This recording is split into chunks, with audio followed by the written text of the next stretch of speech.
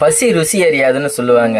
ஆனால் ருசியாக சாப்பிட்ற பல பேருக்கு பசினாலே என்னன்னு தெரியாதுங்க. அந்த பசியோடைய கஷ்டம் என்னன்னு தெரியாது. கடைசி பருக்கை அப்படிங்கிற ஒரு ஷார்ட் ஃபிலிம் ஸ்ரீராம் அவர்கள் இயக்கி இருக்கிறாங்க. அருமையான ஒரு சமூக சிந்தனை கொண்ட ஒரு படம். ஃபுட்டை வீணாக்கக்கூடாது அப்படிங்கிறது தான் இந்த படத்தில் கதை. என்ன சொல்லுவதுன்னா, ஒரு வசதியான பையன் சாப்பாட்டை வீணாக்குறாரு.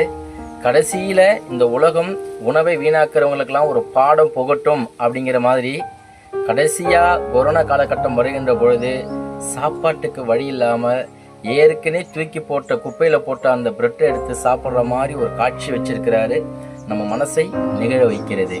அதாவது பார்த்துட்டிங்கன்னா, உணவுடைய அவசியம் என்ன அப்படின்னு மனிதன் பார்க்கணும்.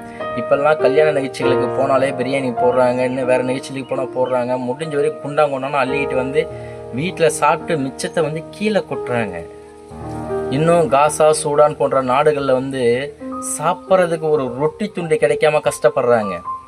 வெளிநாடுகளில் போயிட்டு வேலை செய்யக்கூடிய நம்ம இந்தியர்கள் ஒட்டகம் மேய்க்க போகிறோம், ஆடு மேய்க்க போகிறோங்கிற இடத்துல வெறும் மாவை தட்டி வெயிலில் சுட வச்சு உடைச்சி ரொட்டியாக சாப்பிட்றாங்க. இதெல்லாம் தெரியாத இன்னமும் நம்ம நாட்டில் பல பேர் உணவை வீணாக்குறாங்க. உணவு என்பது எவ்வளவு அவசியம், அதை வீணாக்கக்கூடாதுன்னு தான் இந்த கடைசி பருக்கை அப்படிங்கிற படம் ஷார்ட் ஃபிலிம் சொல்லுது.